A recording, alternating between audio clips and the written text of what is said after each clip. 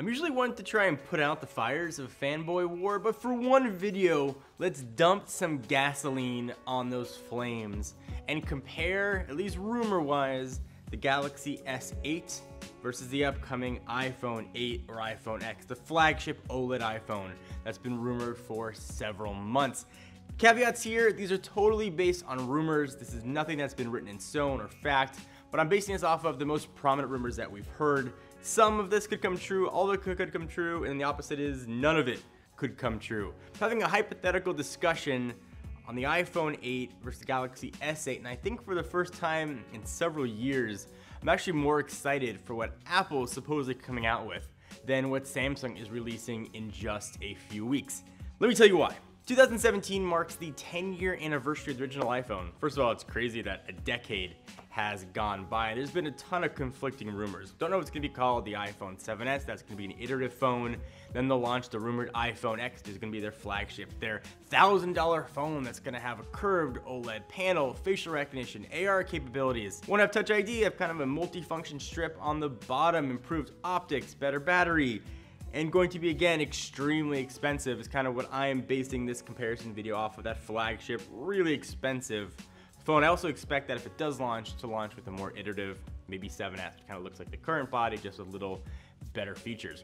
Samsung side is looking to bring a ton of thunder with the Galaxy S8, and they're rebounding from the Note 7 debacle. And if the Note 7 didn't have its battery issues, I think the Note 7 would have been our favorite phone of the year, so Samsung would have been riding really high. Now I think they've got a lot riding on the success of the S8. Memory refresher, we're looking at probably a 5.8-inch curved display, looking at the Snapdragon 835 chip, 4 gigs of RAM. We don't know the resolution of the screen, that kind of seems to go back and forth, but I think they're probably going to settle on a QHD panel, thinner, improved optics in that as well. I also should have faster wireless charging, of course the VR capabilities that Samsung has been known for, Gear VR, and also now that the Note 7 line is done, it should be the first phone you can buy from Samsung. It's going to be using USB-C, so no slouch in its own right, and I'm excited to see that phone. But I think what Apple's got is finally something new.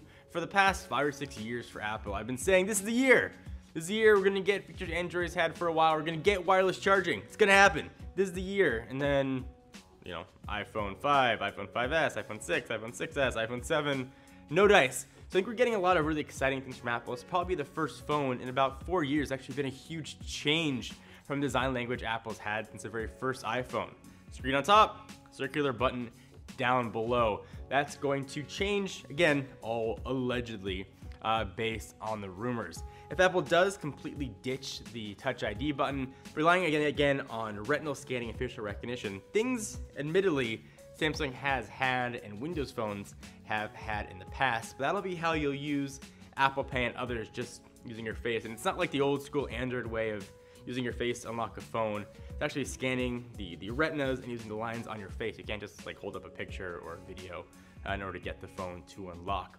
So it looks like a lot of cool things that other competitors have had for a while are coming to the iPhone, as well as that beautiful OLED screen. Bigger device, curved all the way around. I'm really excited.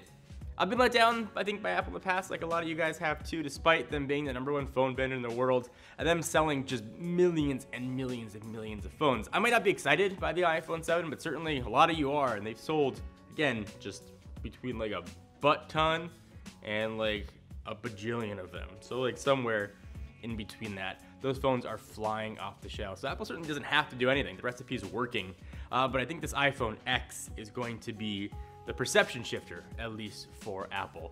But what do you guys think? Am I like way off? Am I caught in the distortion field again with Apple? Even though they haven't distorted anything yet, nothing's been announced.